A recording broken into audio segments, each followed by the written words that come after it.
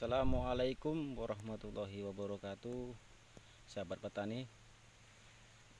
Kali ini saya akan memberikan penjelasan betapa pentingnya dalam pengendalian hama pada tanaman, terutama belum menghasilkan di kebun sawit kita. Pengendalian biasanya menggunakan secara kimia dan juga secara manual. Kalau secara manual biasa digunakan pada TBM, yaitu dengan cara memungut ataupun mengutip hama, ulat-ulat ataupun ulat api yang ada di tanaman ataupun di daun tanaman kelapa sawit. Kemudian secara kimia, secara umum kita ketahui dengan menggunakan spray insektisida yang biasa digunakan untuk mengendalikan hama ulat api dan ulat kantong. Tapi di samping itu, kita harus juga melakukan pengendalian secara alami, yaitu dengan menggunakan predator ulat api ataupun ulat kantong yang biasanya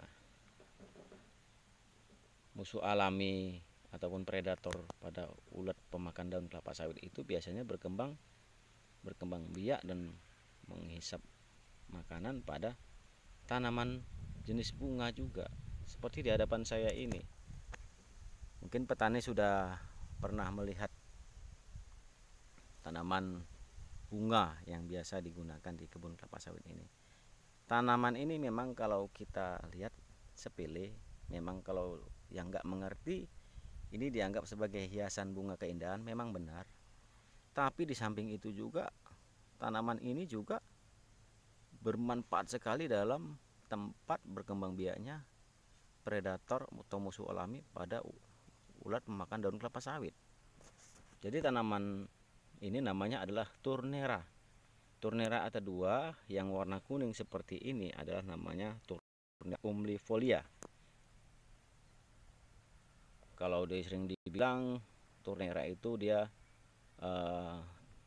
akan muncul berkembang bunganya itu dari jam 8 pagi sampai jam 10 siang. Lewat tengah hari dia akan menguncup kembali, tidak berkembang.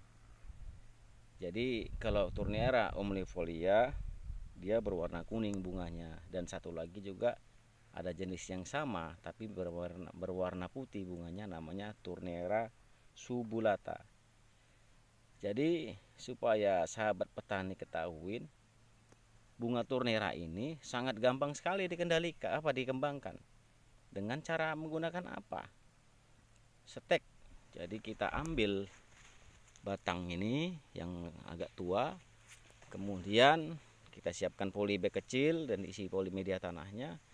Sebelumnya kita rendam dengan zat pengatur tumbuh atau ZPT, sering dibilang, bisa atonik dan merek dagang lainnya yang sifatnya zat pengatur tumbuh. Kita lihat rekomendasi yang ada di ZPT itu. Tujuannya untuk apa ZPT? Supaya merangsang nanti cepat tumbuh akar.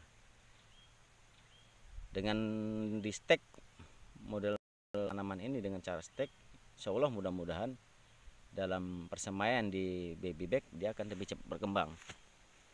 Jadi sangat sederhana sekali, simple. Tanaman Turnera ini sangat bermanfaat, dan juga saran saya memang ini harus juga wajib kita pasang, baik itu tanaman tua ataupun terutama khusus pada tanaman muda yang belum menghasilkan. Karena apa? Tanaman TBM kita ini riskan ataupun sangat rawan sekali.